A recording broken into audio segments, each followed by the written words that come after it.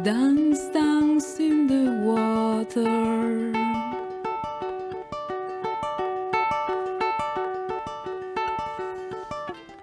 Dance, dance in the air.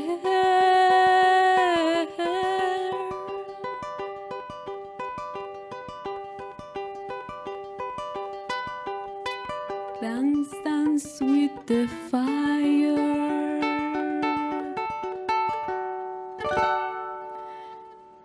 With this, you have all that you need for a ritual.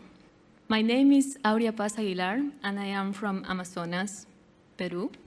I am here to share some of the knowledge of First Nations, so I'm going to call to the power of the earth to guide my words. I'm here to bring you back the power that you have as a creator of your own reality. I'm here to remind you that your life is sacred.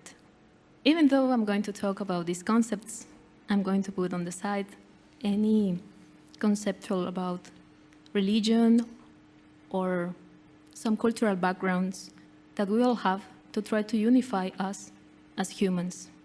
Why I say that this song has everything that you need?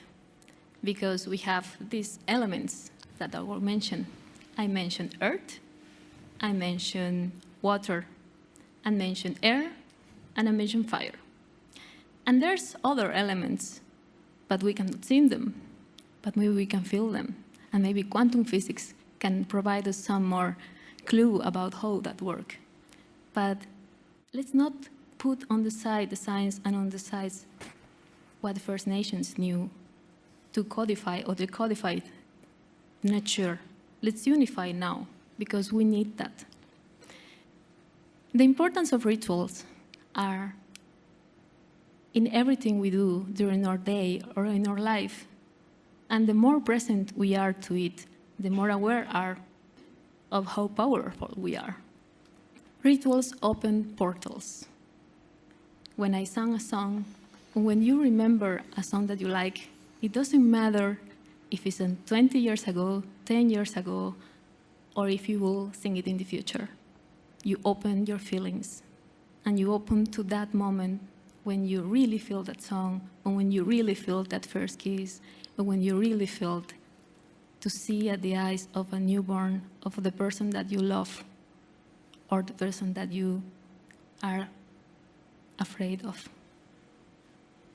These polarities are so worldwide that I may say that globalization hasn't started some years ago that we can count. Globalization was with us, with the First Nations also, that travel all over to know each other, to learn from one and each other, and to give and exchange leaves, seeds, rituals. We don't need that. We have seen and we are aware that the global change is here. And I'm going to share with you some of the stories that tell us about this time as well, and what is needed. And for that, I have done a very simple presentation. This is Machu Picchu. This is one of the cities that is still preserved from an old culture. We can put it on the same level of the pyramids of Cairo or some Chinese and Himalayas constructions. And what I see here is a lot of questions. How they build it, how is like still now there, and wow, I would like to go. Would you like to go? Yeah. But why? Why we are attracted to these places?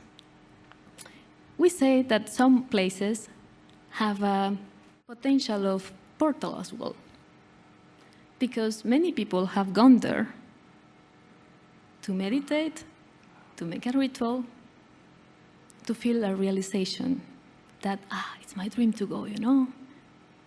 Now I'm here. This world is beautiful. This is one of the places.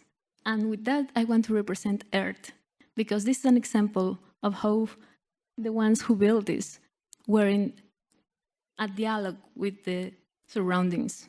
They were, of course, indigenous people, but they were also engineers. They knew how to read the elements They knew how to read the weather. They knew how to read what the dreams tell them. And they also had a couple of concepts that I want to share with you. One is Munai, and the other one is Aini. Munai means love with will.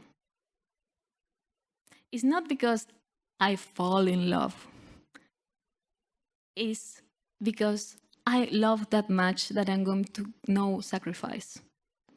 So when you have a project, and this project is part of your purpose, maybe you're not focused on when it's going to be done or what is success. You're going to be focused on that comes from inside of you. You want to do it. And that creative force is your collaboration with the web, with the evolution that we are all in. I imagine that someone dreamed this and then kind of become an architect and then put it into the minds of others. And then a lot of people co-create this. It was not able to do it one alone. So this is the earth. This is material.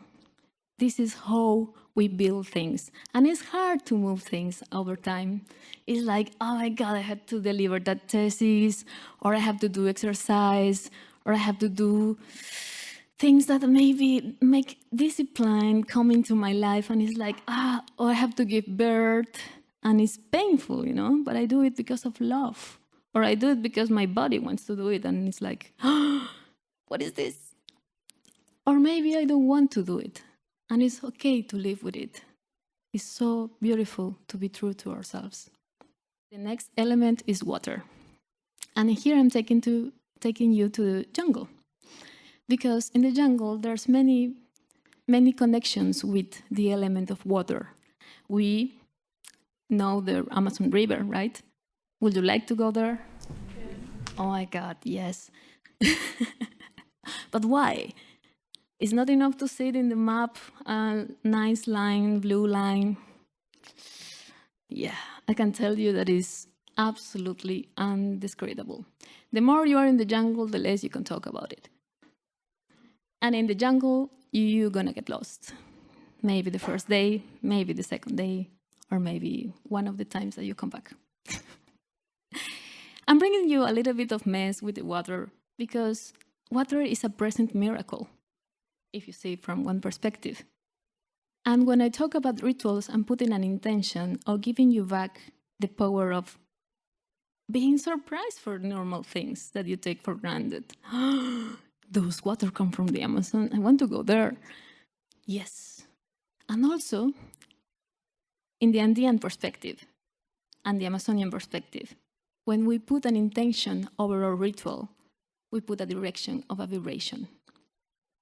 For example, if I have a glass of water and I give my air into that water and I say, water, I recognize you. I see your path. You are valid. I am also valid. Recognize me and heal me. I drink the water. I am the water. You are the water. Here's a bird. I like to see that. I like to see that freedom. And in a way, now that I'm talking to you, I feel a little bit of that because I am sharing a story. I'm sharing air and I'm putting ideas on your mind. I'm going to share another story that connects the jungle. Once, there was a huge fire in the jungle. Huge. Trees of thousands of years were burned. And a lot of animals were scared and they were running not as normal. They were not escaping of humans. They were going to the cities, trying to hide. And there was a feline, a huge pantera that was running. When in his running, he saw a little hummingbird that was going in the direction of the fire. This big cat was like, "Hey, what are you doing?" The hummingbird was like, I'm taking a little bit of water in my beak so I can stop the fire. The pantera was like, oh, come on. you know you're not gonna do it, right? And the hummingbird said, yeah, maybe, but I'm doing my part. I'm doing my part here with sharing these stories with you and coming back to your projects and putting the seed on you of share the story of your project with the others, of share it with the illusion that is already done. Imagine how it would be to have it already done, what you will feel, to who it will be connected, how it would look, how it will smell. And now that you imagine and you know the end, go backwards to the beginning. Sometimes we cannot find the solutions for our problems because some unconscious fight is because our enemy is actually inside of us. And the best to do in these cases is to get in peace with that. It's better to identify our patterns. Why I am going through this. It can be a silly thing as a flat tire, or it can be a big thing as an accident. It's not that everything is a coincidence, and at the same time, where is the synchronicity? What is the gift behind the circumstances? Sometimes rituals are important because we have to live with the consequences of somebody else's decisions. And some of those consequences are still painful. Rituals are also important because we can have some sorrow or some painful in our soul or inside of us. And it's so nice to have some healers, psychologists, and people who give space to those stories and to give us the source of our why I'm going through this. It's so good to have a space to talk that you feel that is safe. And while talking your story, you can heal, and you can heal. That's what I'm doing with the storytelling. I'm sharing the story until I become the story. Share the story of your project until you become your project. And then, from the air, we have the fire. I really wanted to find a really imagine of a fire and something really, very powerful. And then I found this, and I found that it's powerful. Here is a carnival in Puno. It's an area of the south of Peru, where a lot of people gather in February to dance and sing and to have joy. It's a mixture of, elements that I told you, earth, water, air, and fire, but also we are connected with what is going on with the moon and the sun. I mean, we have good weather, so we can gather. People who live in Denmark, you may get this very clear. In this image, we have this piece of craft or this piece of clothes that can be something to carry on things, but it also can be something to carry on your baby. Or it can also be something to make a massage when you're pregnant and you can tell your partner or friend or relative to make you a massage so it's easier for you to go through it. And it's the same thing. So the same thing that can be a piece of cloth and can mean nothing, can mean so many things. But it depends on the intention that you put on it. It depends on how many uses you give to it, and it depends on how special it becomes to you. Again, rituals. And also carnival, dancing, fire.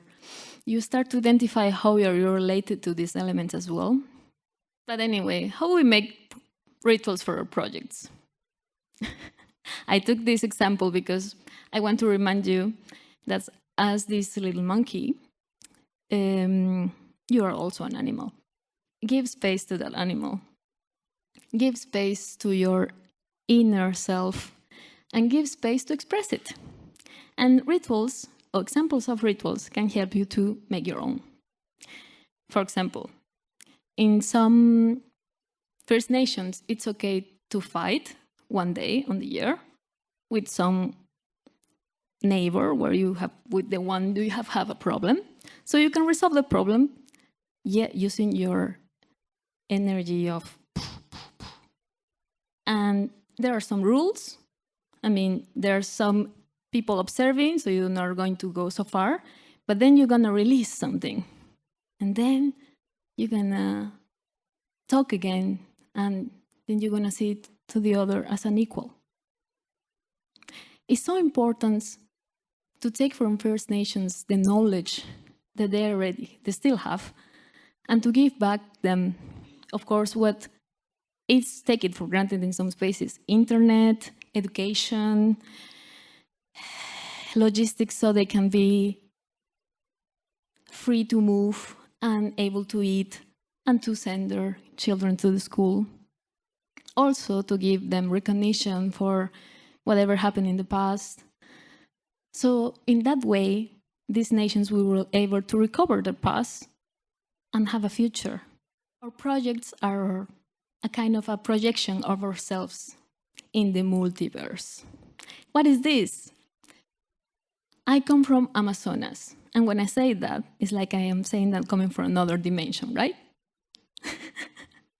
Yeah, but I'm here, and this video is going to be repeated in other dimensions and a time where I'm going to be myself or a part of myself. And then when you remember this, maybe in some days, some of the things that I'm saying are going to come back to you, days or years.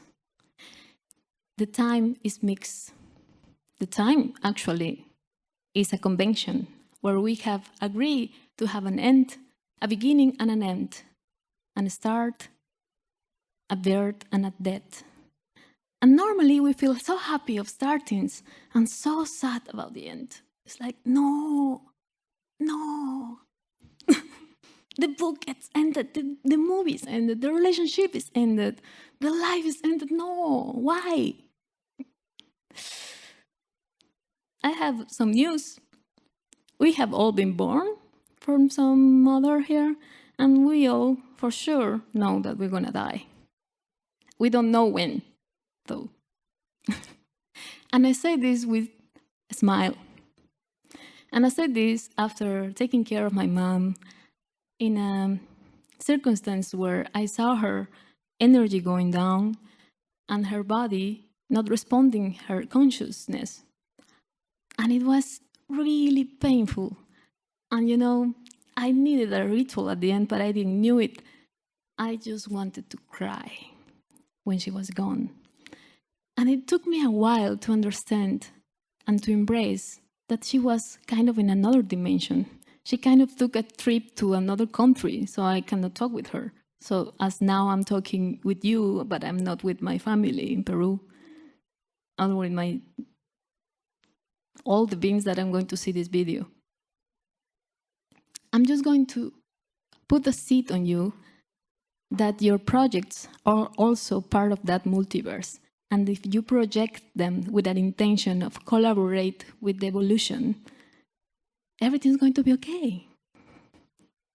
It doesn't matter if you are with the project all the time, like taking care of it, you know, we are going to take care of it as well. We're going to say, maybe I can design for you, or maybe I can sing for you, maybe I am the engineer, maybe I am the architect. And then we build a Machu Picchu. Well, I think the monkey is a little bit less confused now, but let's keep going. I want to share another story here. In the stories of the First Nations, there are kind of a click.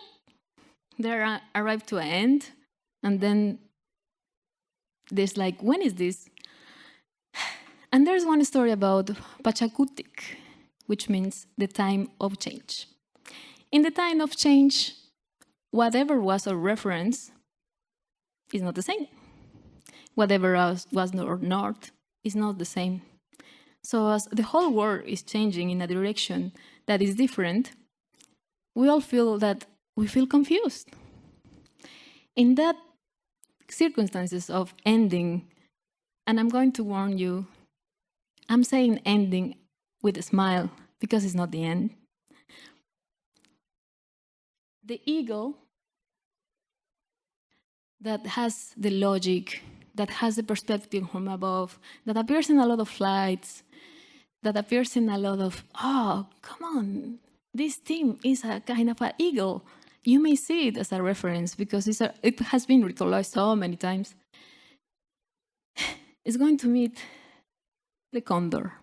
The condor is a bird from the Andes that eats some things that you may feel like, but this animal eats that. Yes, they eat meat that is kind of in putrefaction.